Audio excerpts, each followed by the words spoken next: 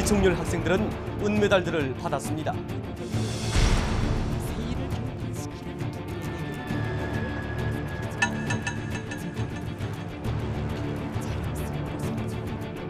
중국 사람들이 정말 화가 나긴 난 것 같고 5차 핵실험까지 나니까 북한이 뒤통수를 친 거 아니겠습니까? 동남아로 보내지 않고 일본으로 보내는 비행기를 갔다는 거는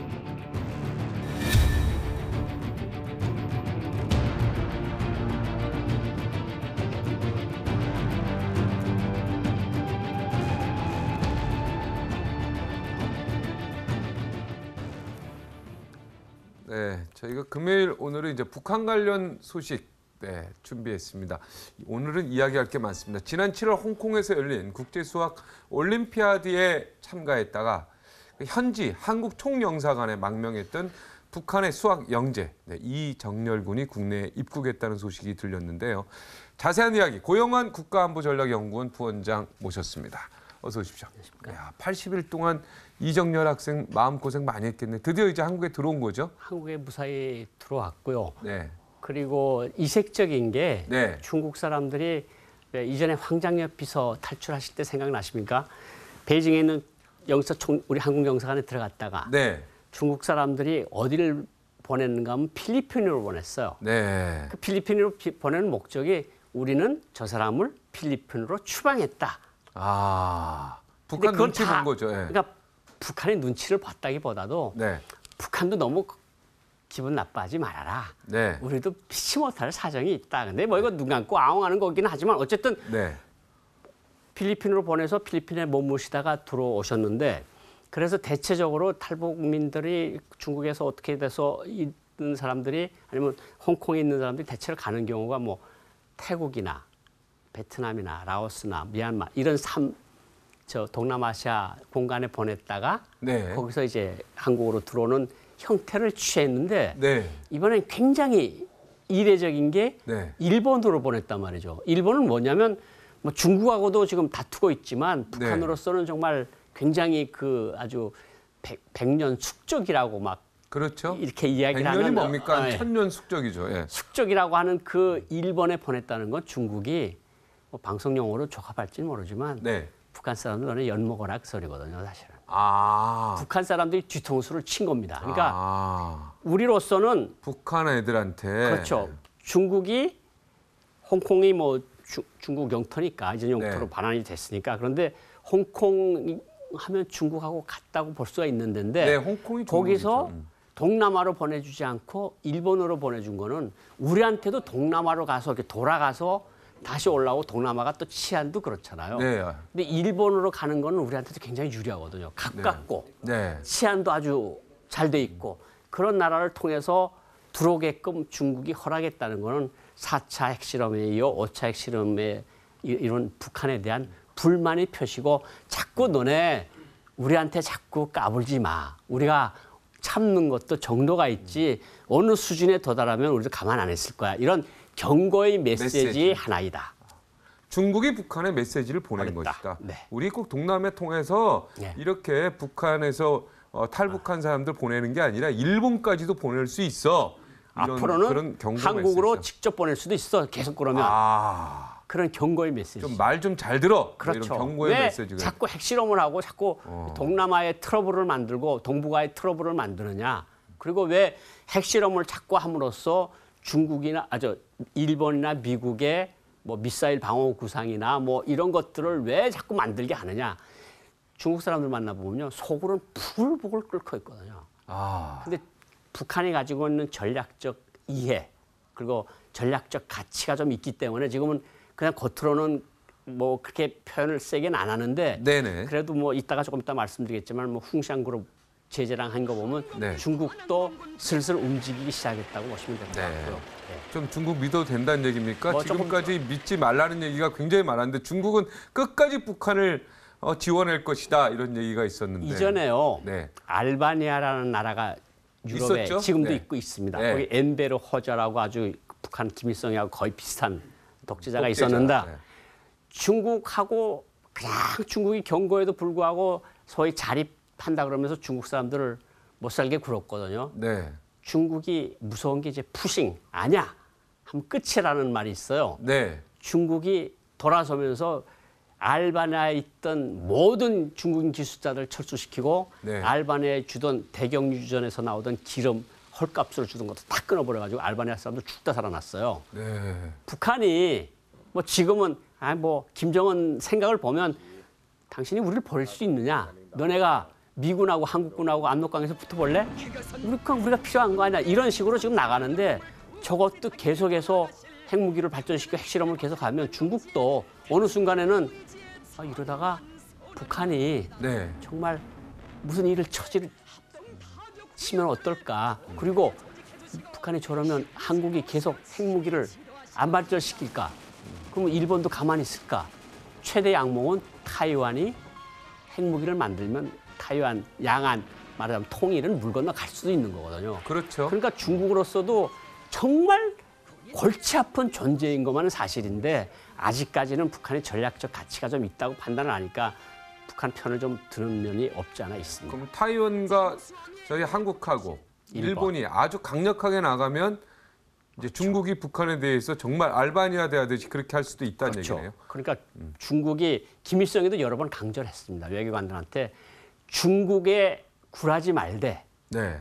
중국을 너무 긁어서 푸싱이라는 말이 나오지 못하게 하라. 안 돼. 이러면 끝이다 우리는. 부스 아닙니까? 그게 아마 그 자에서 나오는 것 같은데 어쨌든지 간에 지금 북한이 중국을 약 올리는 것도 어느 리미트에 와 있지 않느냐 이런 생각이 듭니다. 그런데 저는요, 이 기사 보면서 굉장히 안타까운 게 있었어요. 그 이정열 군 아버지가 수학 선생님이라는 거 아닙니까? 중국에서 수학 북한에서. 선생님인데, 중국이 아니라 북한에서 수학 선생님인데 아들아, 이 아버지가 어떤 고초를 겪더라도 너는 한국에서 가야 살 수 있다. 이런 말을 했다고 해요. 이걸 왜 기사화에 나옵니까? 아닙니다. 이게 지금 국정원 말입니까? 아니면 이 이정열 군의 언론의 인터뷰란 겁니까? 이거 나오면 난 딱 느낌이 이 아버지 어떻게 됩니까? 이 아버지 처형 아닙니까? 이렇게 되면. 박 부장님, 앵커님, 네. 이 친구가 대한민국 총영사관으로 온 날, 네. 그것이 발표된 날, 네. 벌써 그 아버지와 어머니는 수용소에 갔다고 보는 것이 거의 100%가 맞습니다. 그러니까 수용소에 가는 거하고 또 아니, 이게 이렇게 다 언론에 나오면 나는 완전히 또 수용소에 가서 네. 이미 정리가 돼서 다시는 못 나오는 데로 간 거고 네. 그리고 그거는 저 경우뿐만 아니라 제 가족 경우도 그렇고 다시 내 뒤를 따라온 많은 사람들이 한국 뉴스나 국제 뉴스에 나오는 순간 싹 삼족을 멸합니까 그냥. 수용소에 가서 멸하는 거거든요. 그러니까 저는 이 아버지가 강원도 지역에서 있는 어느 학교의 수학 선생님이셨는데 네. 아버지가 아마 한국 방송을 들었든가 한국 텔레비전을 봤을 가능성이 충분히 높고요. 네. 라디오 같은 거. 그러니까 아들이 하도 똑똑하니까 국제 수학 올림피아드가 가서 은메달 딴 거 아닙니까? 오, 대단하죠. 보통 영재가 아니거든요. 네네. 그러니까 우리는 너를 위해 희생을 하겠으니까 네가 한국으로 가라 이랬다는 거 아닙니까? 그러면 이미 아버지도 각오했고 이미 이 친구가 한국 총영사관에 홍콩 지하 총영사관에 들어간 날 벌써 가족은 몽땅 실려갔고 이미 총살됐을 수도 있고 그러니까 큰 의미가 없어요. 거긴 큰 의미가 없는데 다만 여기서 우리가 볼 수 있는 건 북한에서 새로 나타나는 현상 중에 하나가 좋아 너를 위해서 한국으로 가자. 근데 어떤 경우도 있는 줄 아십니까? 아버지가 이제 조국의 평양에 소환 명령을 받았어요. 네. 이제 우리 3개월 후에 평양 간다. 네. 준비해라. 외국에 있는 외교관이. 그러면 아들이 대학 다니던 아들이 고등학교 다니는 아들이 아빠 나 평양 안 갈래요. 왜? 지도자가 이상한 사람 아니에요. 그럼 정신이 번쩍 드는 거 아니에요. 네. 사람들이 다 그러던데 그 사람 좀 이상하다고. 네. 그리고 거기 가서 우리가 뭐 할 건데요? 그럼 계속 교육을 할 거 아닙니까? 너 그런 소리 하면 큰일 난다. 큰일 난다. 아빠 가세요, 아빠. 난 여기 있을 거예요. 그러면 그래서 그 가족이 오는 경우가 요즘에 많이 생겨나고 있고 또 어떤 경우는 아이가 아주 공부를 잘해요. 네. 그래서 대학에서 그 나라에서도 뭐 좋은 옥스퍼드나 캠브리지 같은 데 들어가요. 네. 그러면 평양 들어가면 다시 김일성 종합대학이나 뭐 외국어대학이나 이런 데 들어가겠는데 네. 거기 들어가서 뭐 하겠냐. 얘를 위해서 우리 아버지 어머니가 평양에 있는 아버지 어머니가 희생되더라도 우리 가족 서울로 가자. 이러는 현상들이 최근에 나타나는 현상들입니다. 나타나고. 그러니까 이게 사랑은 내리사랑이고 네. 결국은 자식들을 위해서 우리가 희생을 하자. 이것이 최근 나타나는 현상 중에 하나다. 비록 그렇다 하더라도 이게 언론에 이렇게 나와버렸으니까 아버지가 이런 말 하셨다. 수학고생 이군의 아버지도 자신의 처벌은 받을지언정 아들에게는 한국에 가야 살 수 있다라고 얘기했다는 게 이게 언론에 나오니 이분은 예를 들어서 수용소도 급이 있을 거 아닙니까? 최악의 수용소로 가든가 정말 요즘에는 그래도 가족들이 탈북하는 사람들이 워낙 많아서 처형은 안 시킨다고 들었는데 제가 이분은 특별히 처형당할까 내가 좀 마음이 좀 아파서 그래요 지금. 그런데 제가 있을 때는 지금보다 험하지 않을 때입니다. 네. 제가 외교부 과장으로 있을 때 어떤 나라에 출장 갔던 사람이 한 명이 한국에 왔어요. 네. 같이 간 사람은 한국에 온 줄도 몰라요. 그 사람 어디 데려간 줄 압니까? 요독 수용소에 갖다 넣었어요. 근데 이거는 자기 아들이 자기 길을 대한민국 대사관에 찾아간 거 아닙니까? 그날로 잡혀가서 그날로 잘못됐을 가능성이 거의 90% 100%다. 네. 수용소가 아니라 처형당했을 확률이 높다 이런 얘기죠. 네. 저는 막 이런 얘기가 딱 나오는데 이 기사를 그냥 본 게 아니고 네.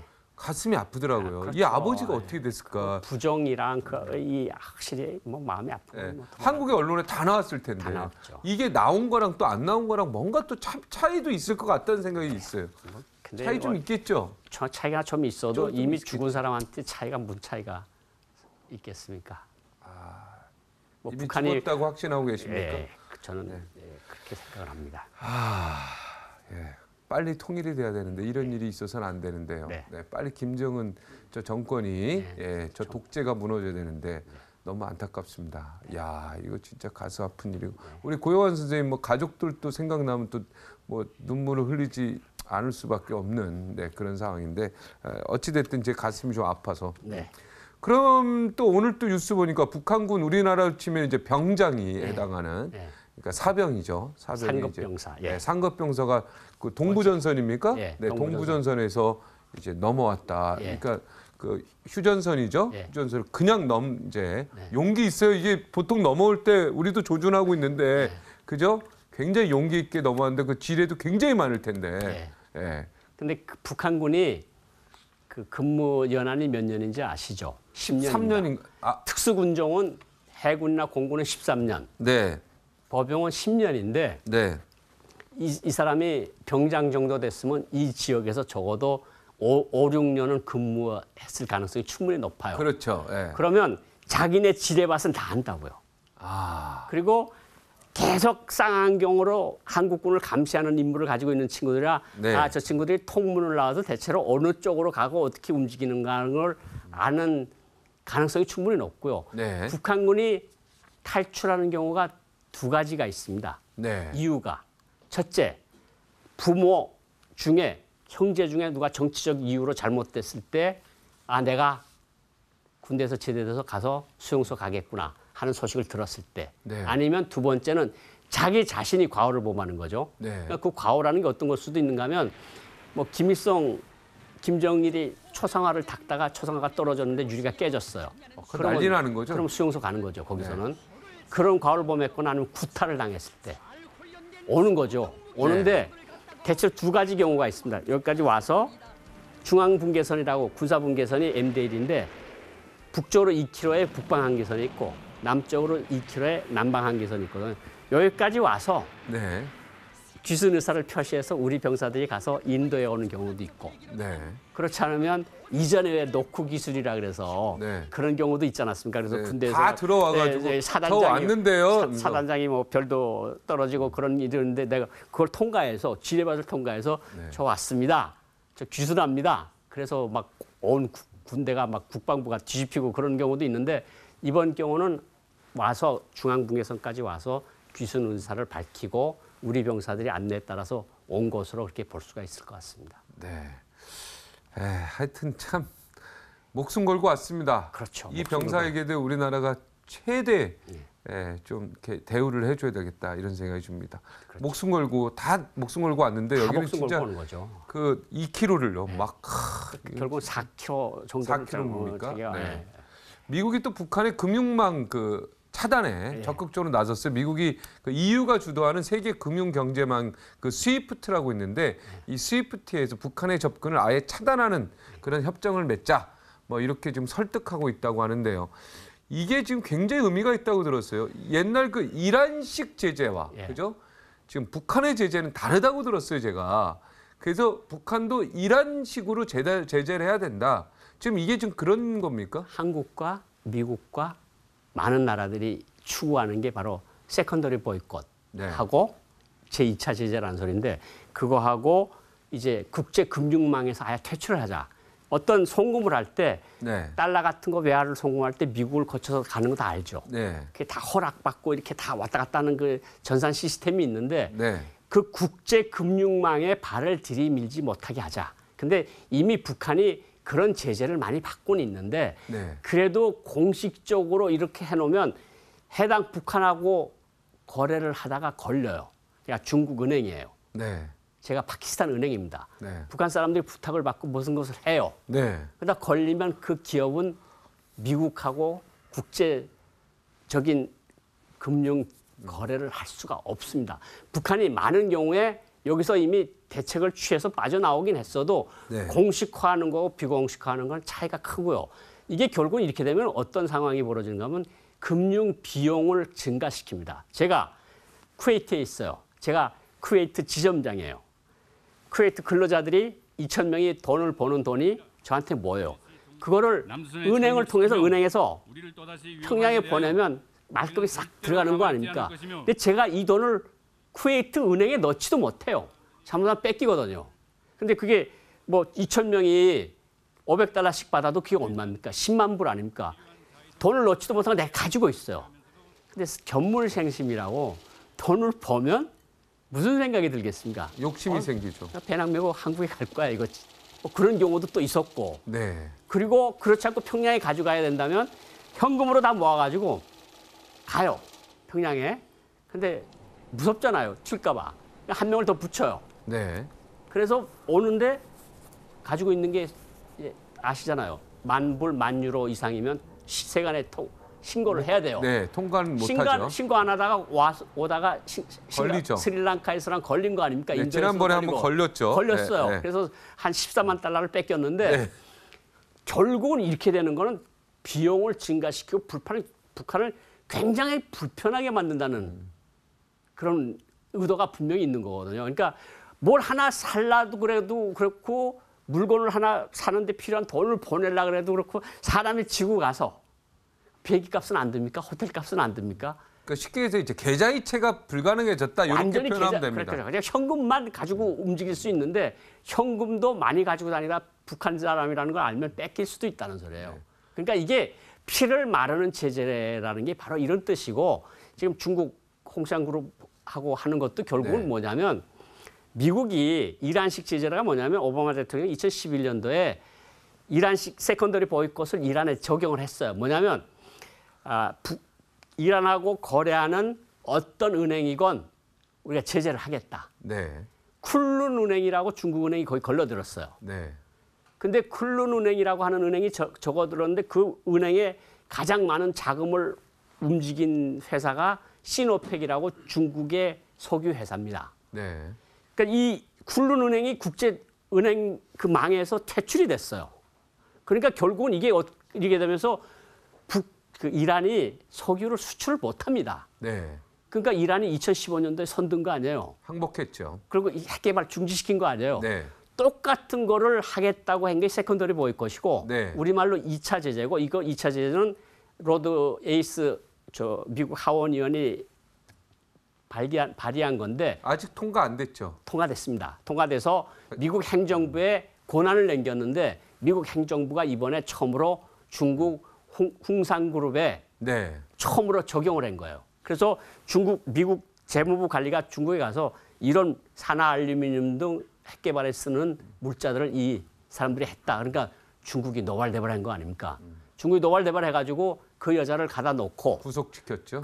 그리고 그 관계자들을 놓고 회사를 문을 닫게 하고 지금 조선광선은행이라고 북한 무기를 파는 데 꼭 끼어드는 회사가 있어요. 네. 은행이 있고 그 은행 관계했던 북한 기업인들, 북한 금융인들이 북한으로 도망을 치려고 그러는데 그걸 다 막아버린 거예요. 우리 조사 중이니까 움직이지 마. 네. 이것이 지금은 단동에서 진행되는 무역의 한 3분의 1이 이 홍상그룹이 했는데 홍상그룹이 이제 잡혀 나가면 다른 기업들도 볼 거 아닙니까? 아, 저거 하다가 잡혀 들어가네. 안 되겠다. 그만둬야 되겠다. 뭐 북한하고 그러니까 미국은 거예요. 북한하고 푼돈 벌래 아니면 미국이나 다른 나라들하고 큰 돈 벌래. 북한하고 푼돈 벌려면 북한하고 해. 근데 우리하고 거래할 생각하지 마. 이게 세컨더리 보이콧이에요. 네. 그런데 이런 것들이 다른 기업들에까지 지금 연관돼서 지금 조사를 받고 있는 중인데 중국은 조금 좀 기분이 나쁜 것이 자기네가 조사를 하면 되는데 왜 미국이 들어와서 조사를 하라 그러고 제재를 하라 그러냐. 그러니까 중국은 약간 좀 화가 나니까 이제 약간 그 우리가 할게. 너네 가만히 있어. 우리가 하고 우리가 제재를 하고 처벌시키고 그래서 지금 단둥시 간부 30명이 지금 체포된 거 아닙니까 공안에. 30명이 체포가 됐어요. 이 중국? 홍상그룹하고 네. 관련된 사람들이. 그러니까 네. 중국도 애를 쓰고 있는 거죠 지금. 그러니까 아까 말한 것처럼 중국도 어느 그 분노가 계속 쌓여가고 있는 중이다. 이게 언제 폭발할지는 모른다. 그러니까 지금 이란 제재 같이 세컨더리 보이콧이 이미 실행되고 있다. 첫 번째 케이스가 홍상그룹이다. 이번에 흉상그룹이고 이제 계속 이게 돼야 되겠죠. 이란처럼. 계속 돼야죠. 그래서 미국이 지금 석탄 수출 민생 목적으로 하는 거는 중국이 허용해 달라 그래서 허용이 된 건데 유엔 안보리 제재에도 아유, 근데 그건 그것도 빠졌어요. 막아야죠. 근데 미국이 그거 하지 말라고 중국을 지금 설득하는 중이에요. 이것도 하면 안 된다. 석탄 북한이 어차피 석탄가 아니면 그 돈이 뭐 어차피 와서 또 다시 핵 만드는데 또 쓰일 게 아닙니까? 당연한 그 돈이 말씀이죠. 그 돈이죠. 그 돈이 그 돈이지 이 주머니 들어가는 저 주머니 그러니까. 마찬가지 아닙니까? 네. 근데 북한이 문서에다가 민생 목적이라고 쓰면 중국이 허용하게끔 안보리 제재가 돼 있는데 그거 잘못된 제재죠. 그러니까 이번엔 그 구멍을 막겠다는 거예요. 네. 그래서 구멍이 그동안 너무 많았다는 얘기 아닙니까? 그냥 이게 차츰 압력이 도수를 올려가는 거 아닙니까? 네. 그러니까 지금 근로자들 임금, 그러니까 지금 뭐 7만에서 10만 명까지도 나오는 해외 파견 근로자 임금, 노예 노동, 그다음에 민생 목적의 석탄 수출 10억 달러 이런 거를 이번에 안보리가 제대로 하고 만약 제대로 안 하겠다 그러면 미국이 좋아. 그럼 안보리 제재를 안 하면 세컨더리 보이콧을 적용할 거야. 북한 석탄을 사는 회사하고 미국하고 관계를 끊으라. 그리고 너네들도 국제 금융망에서 퇴출시키겠다. 프랑스나 독일이나 영국한테 압력을 넣는 그런 절차들이 앞으로 진행이 되겠죠. 뭐 1차 핵실험할 때 이렇게 좀 강력하게 했었어야죠. 그렇죠. 이란 제재처럼 그죠? 이란 제재는 그 미국이 어떻게 보면 유태인이 개입해서 한 거 아닙니까? 그렇죠. 이거는 철저하게. 이란보다도 북한은 지금 더 지금 아주 독종인데 그렇죠. 이제 와서 세컨더리 보이콧 얘기하고 지금까지 전부 헐거웠다는 생각이 들어요. 북한에 대한 제재가. 그러니까 이게 유엔 이제 제재가 말로만 유엔 제재지. 오바마 대통령이 전략적 인내라는 게 네. 그냥 꾹 참고 있느라면 북한에서 무슨 일이 일어나겠지. 네. 이런 것을 가지고 완 건데 이게 위험하다고 생각을 하고 미국이 정신이 좀 든 거죠 이제. 네. 그럼 세컨더리 보이콧 말고 더 강력한 또 제재 없습니까? 강력한 제재라는 게 네.